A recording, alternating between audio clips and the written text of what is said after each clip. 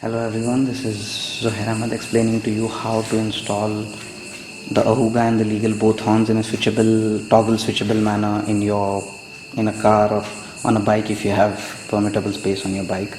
I decided to install these horns on my bike initially, but then there was not enough space to mount the Ahuga horn. So I'm going to show you how I did this installation. It's fairly simple.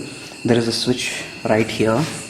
It's called a toggle switch over here, and it has three modes. Okay, this right now it's in the middle, as you can see, and if you switch it this side, you have the normal horn.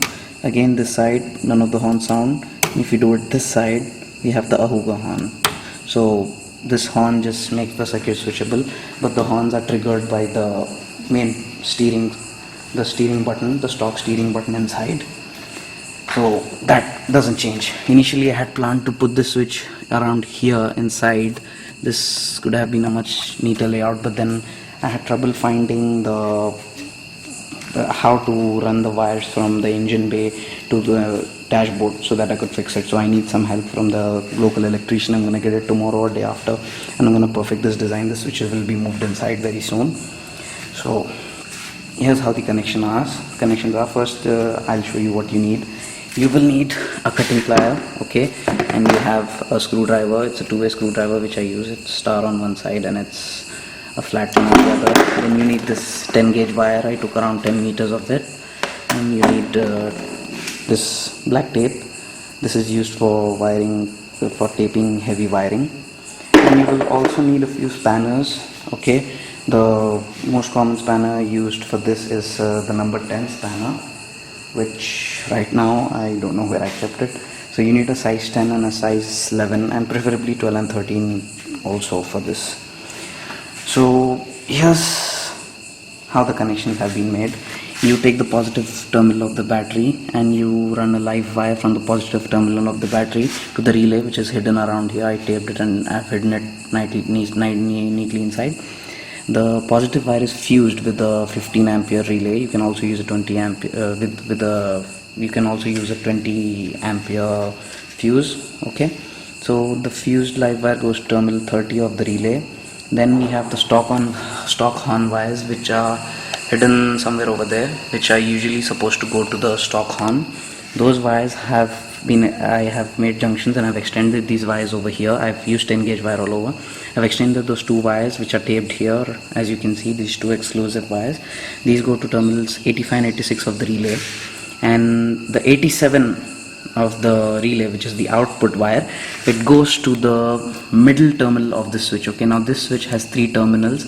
The middle one is a bit lifted, that's for taking the input, and then the two other terminals which are a little bit depressed inside, they are the ones which you have to connect to the positive of the horns, the positive of either of the horns. One of the dog horns positive goes to one depressed end, and the normal horns positive end goes to one depressed end. So you can read it in the description neatly.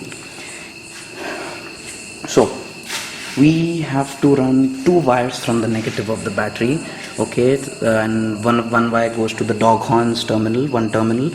Polarity doesn't matter here, as I said before. And another one from the negative goes to the one terminal of this stock horn, which is, as you can see, the stock horn. I have hidden it neatly around here, as you can see, and the Ahuga horn is here inside, as you can see. It's so that the cops can't find it. So one terminal of this is covered with the negative of the battery, and one more terminal of this is covered with the negative of the battery, and the other terminal of the two has to go, and either one has to go into the depressed ends of this switch. Okay, it's fairly simple. I've made it in the description, and that's very simple. It's very compulsory. You have to fuse the live wire with the 15 ampere or 20 ampere fuse, which you can commonly get for 30-40 bucks. Okay, I've neatly laid out the wires and hooked them up with these holders, because you don't want the engine heat spoiling everything. And this is the air intake pipe. It doesn't heat, that's why temporarily I've mounted it with the tape, the switch around here. So I'll just show you how these horns work. So right now we have the switch in the middle position. So now I'm going to go and I'm going to sound the horn As you can see, it doesn't sound. Then we flip the switch to one side. Okay, now let's see. We have the stock horn, which is quite fairly legal. Okay, now you flip this toggle switch 2 levels back, that's behind, and we have the mighty ear piercing Ahuga horn, which is quite deadly, fairly deadly. So here it was for the installation. I'm gonna run it with the stock settings initially because I don't want the cops finding and catching me. So stay tuned to my channel if you want to see more do it yourselves, and I'm gonna upload another video once I move the switch inside and I'm done with fusing and everything, and completely when I've done this total installation in a fairly simple and easy manner. Okay, and my main aim is we don't have to go to the mechanics who usually don't have proper knowledge of fitting stuff. And if you want to get creative in your garage, stay tuned to my channel. Bye.